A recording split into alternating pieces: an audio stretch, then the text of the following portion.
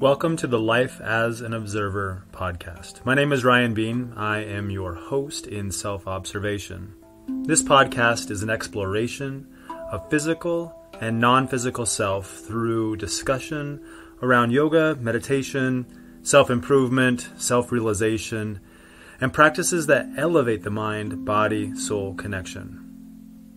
Let's start observing. This episode of Life as an Observer is made possible by patron support. If you'd like to support this program, you can visit patron.podbean.com/lifeasanobserver to learn more.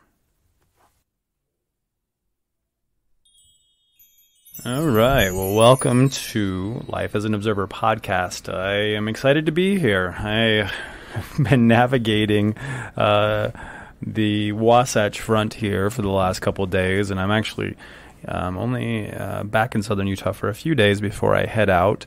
But navigating this space in the summer is sometimes interesting. It's been quite warm. So I'm here in the clinic today doing the podcast, but I wanted to get a little bit of a message out to you.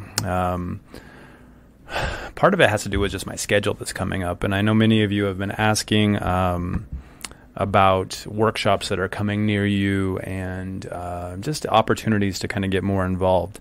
And the best way really is through the patron page. So I'll put that in the show notes.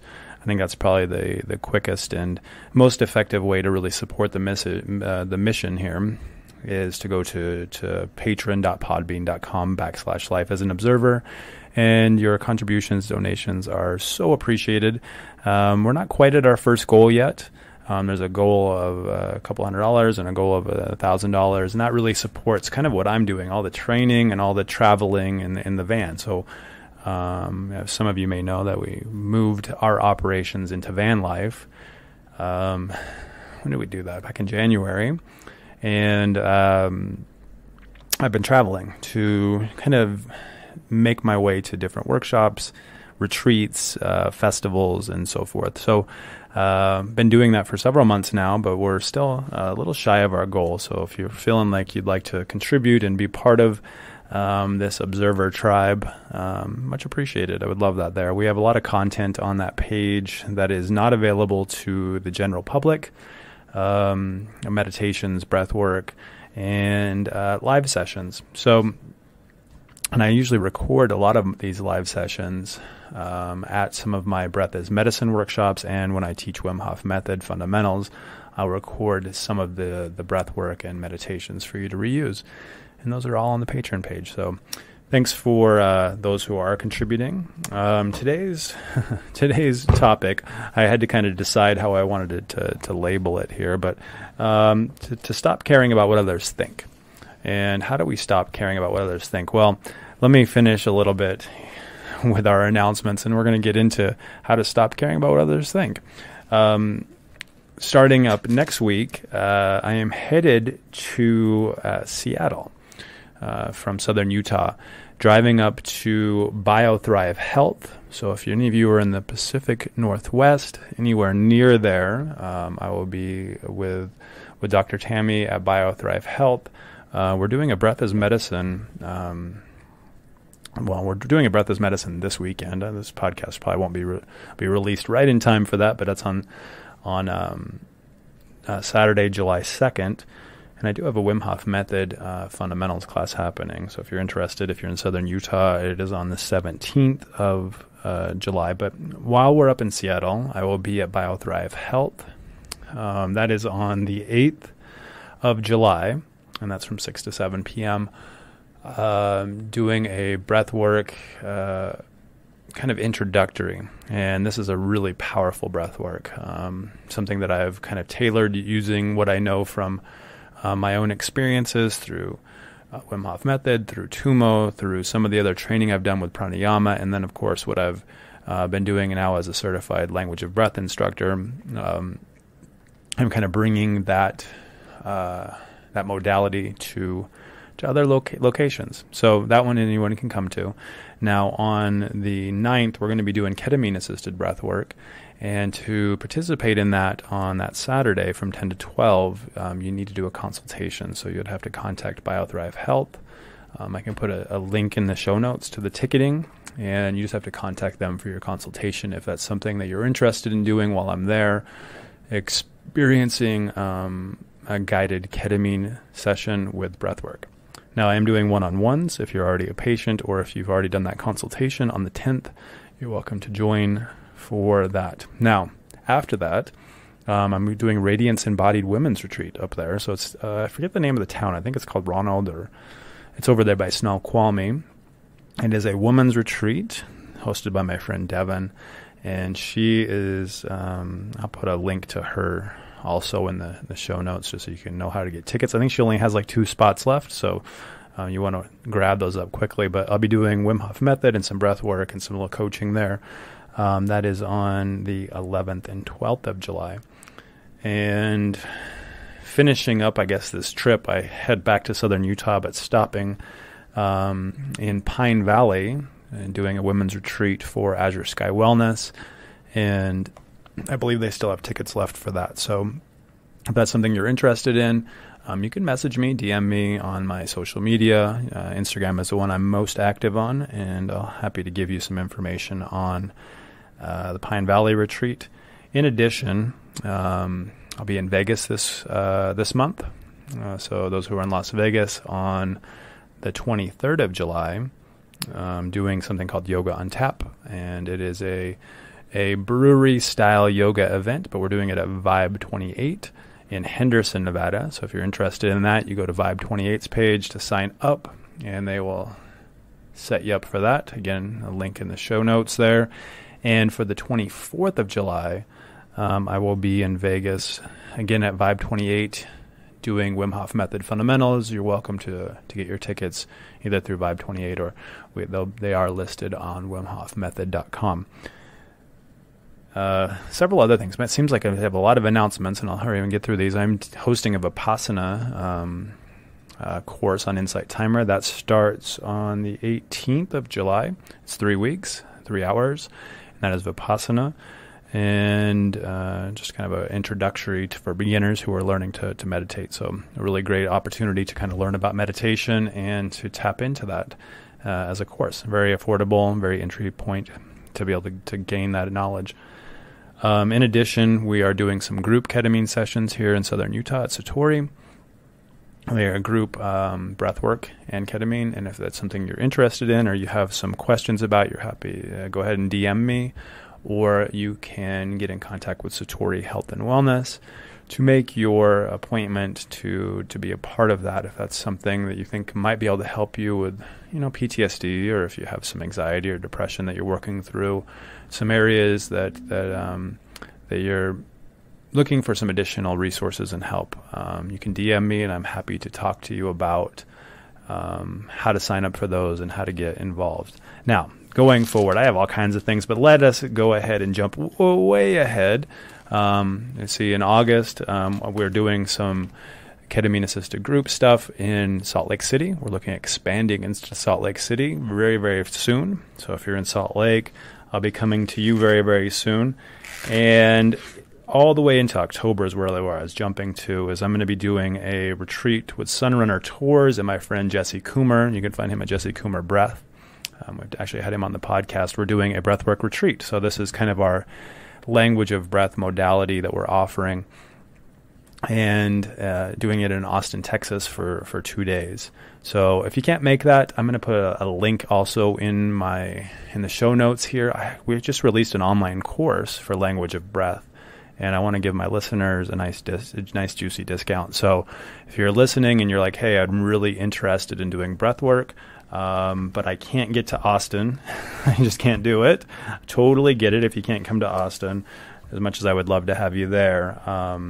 What I'll do is I'll put a language of breath discount for those who are Life as an Observer listeners, so that you can participate, at least on an online course. So I'll put that also in the show notes. So let's jump into today's topic about not caring about what others think. Now, this is nuts because we just recently talked about how to maintain friendships, right? And how to keep them. And now here we are talking about not caring about what others think. Well, I want to start today with a little quote from Coco Chanel, and she said that the most courageous act is still to think for yourself aloud. The most courageous act is to think for yourself still aloud. And I had to think about that a little bit, because there's a lot of courageous things we can do, right? And for the most part, I think about being vulnerable is probably one of our most courageous things that we do. And not necessarily jumping into front of traffic or running across hot coals, right? It's really just thinking for ourselves and not being part of the masses, and going against what people think sometimes is a very courageous act. I hear this all the time, friends.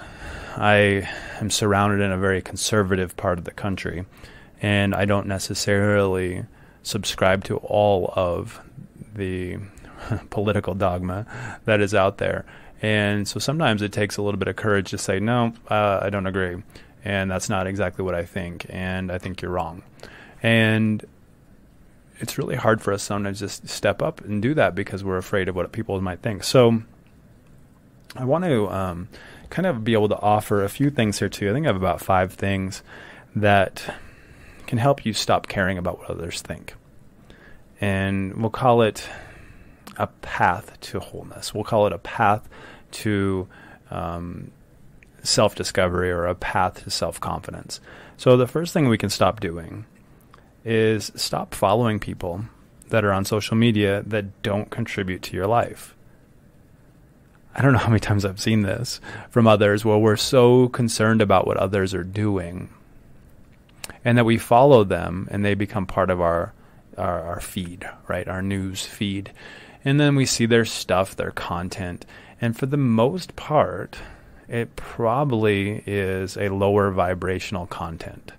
Now, I don't know about you guys, but during pandemic, I had many people who I was following who were learning to dance, and I have people who were learning to cook, and people who were, doing a few things here and there, but none of it really was high vibrational content. Okay, it wasn't stuff that I would say, "Ooh, that was so inspiring." There were some people out there, and there's still some people. I don't know if you guys are like me, but some of that stuff really makes me cry. I get really emotional and excited, when I see people doing random acts of kindness and good. So it's really exciting to be able to see that. But that's the kind of content we should be subscribing to. But so who do we need to unfollow? Who do we need to unfollow? We need to unfollow those who are not inspiring. Just those who are not inspiring. Those who are simply just making kind of ridiculous content that feels good to them and maybe has a niche audience, but really it's suffocating you. It's really suffocating you. I think that's about the best way I can say it, is because we're starting to care about what they're doing really than focusing on ourselves and uplifting ourselves. We're more focused on others and what they're doing, which is not contributing to your life. So unfollow them. That's just a step in the right direction for you of letting go of some of those attachments. Just unfollow the things that you feel are not inspiring. Now, another, step 2, people we can unfollow, make you feel safe and conscious. So people who don't make you feel safe and a more conscious level of thinking. Now, what do I mean by that? I mean, there's a lot of times when we turn on our social media and we actually feel fear. We have fear mongers and those who are conspiracy theorists and those who are talking about politics and police and war and the things that make us feel as though we live in a dangerous place. And we're not tapping into the unconscious self at that point, where we're really tapping into the news and what we believe or could be true, but not really what is true. So unfollow those who don't make you feel safe. If you feel some resistance when you're watching someone's video, and you're like, that does not align with me, then that means it's not aligning with your values. And if you're not in alignment with your values, then you're in disalignment with receiving that which is waiting from you. See, source is never out of alignment. It's just you that's out of alignment with source. So get back in alignment with source. Unfollow those who are maybe on a conscious level or not making you feel safe. Number 3, who can you unfollow? those who are not contributing. So if you're watching something that is just simply you wasting time, and this doesn't necessarily need to be one platform or another, but if you're wasting your time on any kind of site or social media, or even if it's a blog, and it's not contributing to you bettering yourself, then we need to unfollow it. What I've found is, let me help you kind of decipher this a little bit so this is not so cryptic. I get a lot of junk emails. I don't know about you guys, but I get a lot of junk emails. And it's so easy for us to just delete them or let them build up in your inbox, right? But what if you were to take a little bit of time and erase that content from your inbox, meaning unsubscribe, remove, delete, follow up with that secondary page that opens when you hit unsubscribe, put your email address in there so you never get that content again. What I've found is as I do that, you can't do it all at once. I get hundreds of emails in a day, and I try to at least do 5 to 10 of them. 5 is a more realistic number, but I really try to do at least that many, to where I unsubscribe them to eventually no longer have them. Now, I know there's some services out there that you can pay for that will go through and do that, but I just do it one by one, taking care of it and removing it because it feels good to me. It feels good to me to remove that content from my life. And what I've found is I'm getting a lot less like spam text messages and emails that are misleading, potentially scams. I don't know about you guys, but I was getting a lot of scam emails from different services that said that I subscribed and then they want to refund me, and a lot of those call center scams.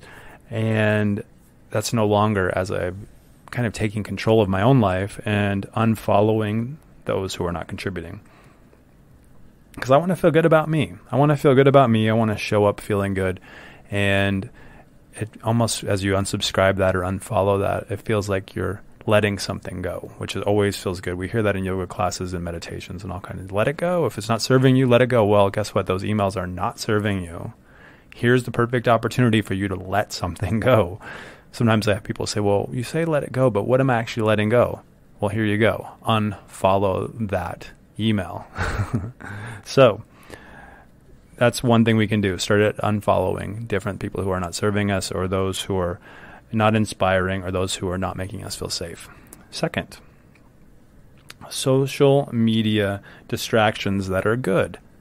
Okay, so you thought I was going to totally bash on social media today, but you were wrong. I'm actually going to tell you some really great social media distractions that are great, that you can begin to put into your feed that really uplift you. Now, first I need to preface this by saying, some of you know that I put alarms in my phone. And some of these alarms are, hey, Ryan, do your breath work. Some of them are, have you done your meditation yet today? Take a mindful moment, break, breathe. You know, there's a ton of them that say, do your breath work. And I have maybe 10 different alarms that are in there. But some of them actually lead me to particular pages that are inspiring. So go figure, you could say, have you opened Insight Timer today? Just do a check-in. See whatever meditation's up on the top. Or maybe you go to my page and listen to a particular a meditation, or you find a host that you really like, a guide that is really in alignment with you. There's a lot of different sources out there. There's meditation apps, there's breathwork apps, there are inspiring videos that are on YouTube, and you can totally do that. And I'm going to tell you guys a little story. I used to listen to Abraham Hicks a lot, and I still do, almost daily. But I would listen to her morning rampage every single day for about 9 months as I was driving back and forth to work. And from Orlando, downtown Orlando, up into Winter Park. Not a far drive, but it was just about 15 minutes, which was enough to listen to that morning rampage. And it's what got me through going to a work or to a job that I didn't enjoy. So what inspires you? Who inspires you? What can you listen to in just a few minutes a day? Maybe it's life as an observer. But maybe you just set an alarm that says, here, I'm going to go to this particular page, and whatever comes up, comes up. I'm doing a little bit of work with a particular app that guides trips. I'm not going to name them yet because we haven't solidified it, but doing some work with a group that does trip reporting and for meditation and for psychedelic trips and breath work and stuff. Should that happen, you'll hear about it here on the podcast. I'll probably do an interview with them, but that would be a good place to go. Also, some of the stuff I'm doing with Language of Breath. Go to the page, check it out, see what the course is. This is great content for you to do and listen to on your way to and from work or as you commute. But find distractions that are good. Meditations, uplifting videos, or breath work. All really awesome ways to do that. So I want to interject here with a quote from Steve Jobs. I saw this and I thought I had to share it with you. It says, "Don't let the noise of others' opinions drown out your own inner voice." Don't let the noise, I like that he called it noise, of others' opinions drown out your own inner voice. So this kind of leads us to our third thing that we can start doing. Live shamelessly. Live shamelessly. This one's hard, guys. Live shamelessly. Do your hair if you want to. Shave if you want to. Wear whatever clothes you want. Only if you want to. Don't live your life satisfying others' demands, desires, or wants. You get the choice to decide how you want to live. And maybe you do it one step at a time.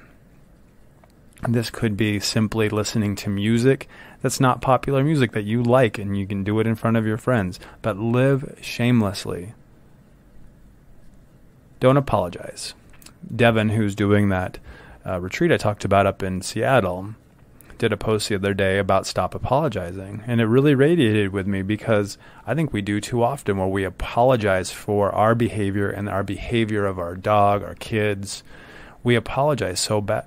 Like if we're late, I'm sorry, I did this. Or we try to create a whole bunch of narrative around why we're not satisfying someone else's needs, when we can simply say thank you. Now, what does that mean? It means that we say thank you for being supportive of my child's emotional outburst. Thank you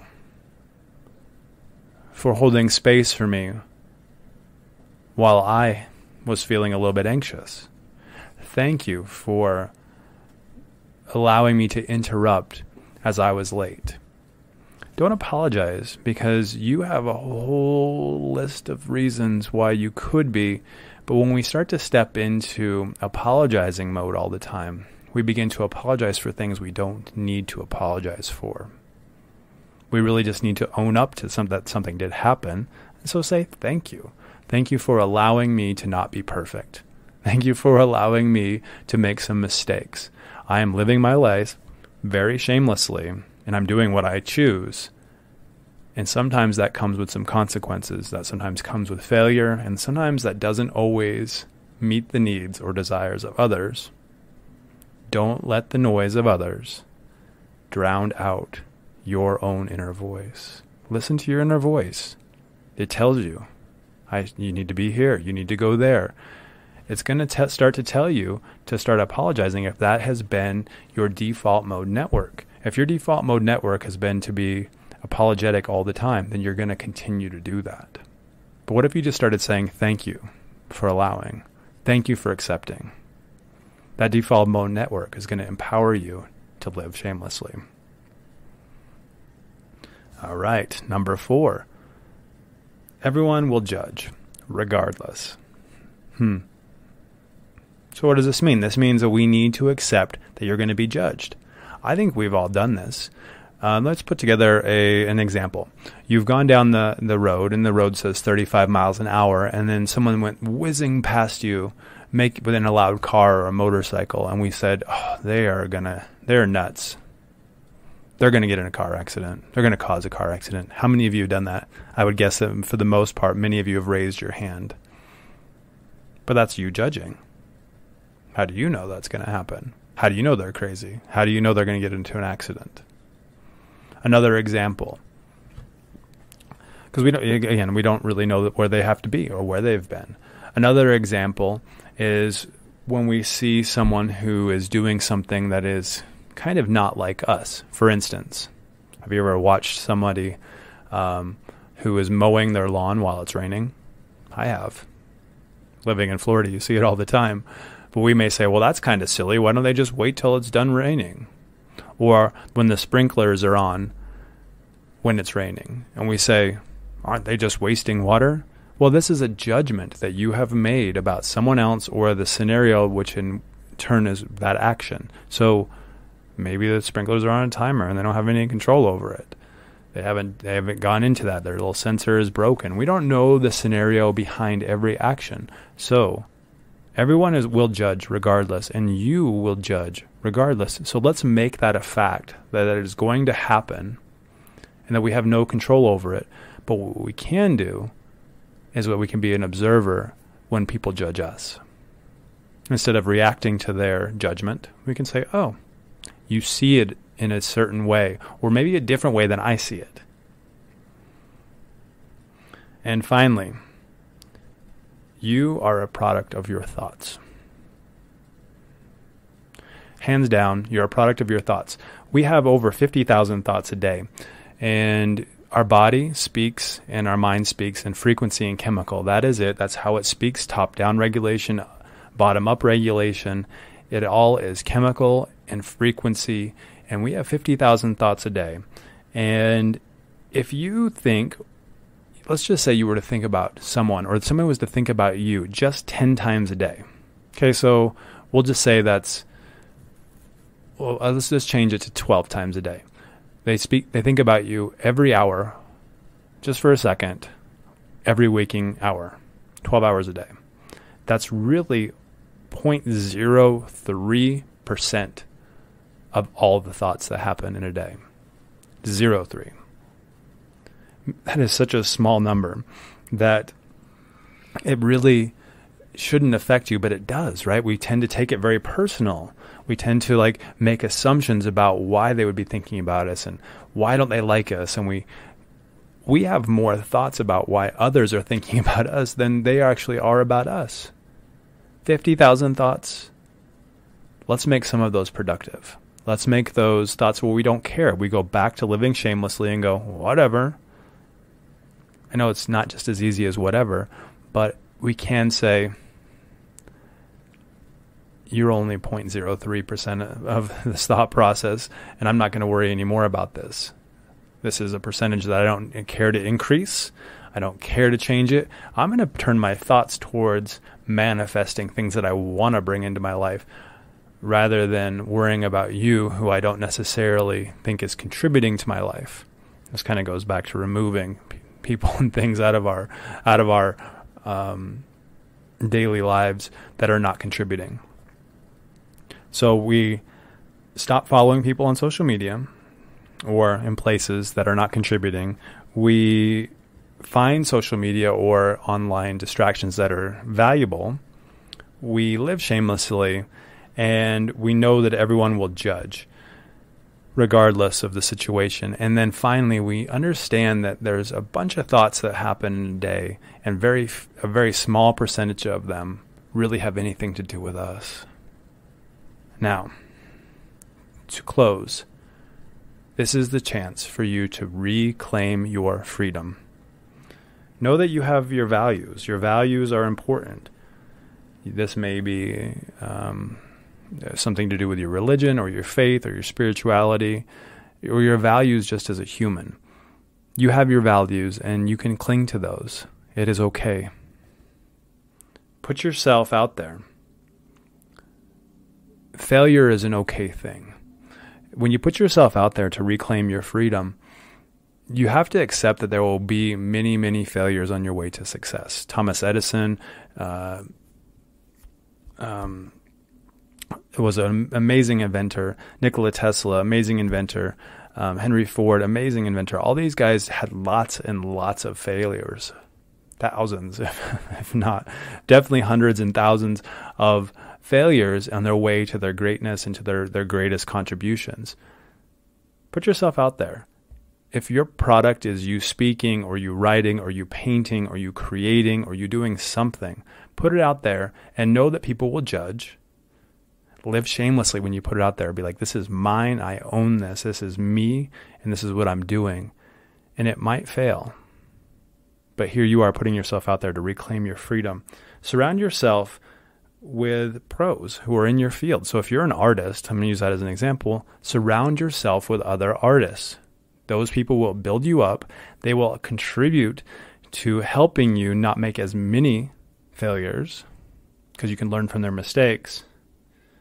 And you can, in a way, sort of ride the coattails a little bit. Just allow them to mentor you. Allow them to mentor you into a space where you do find success.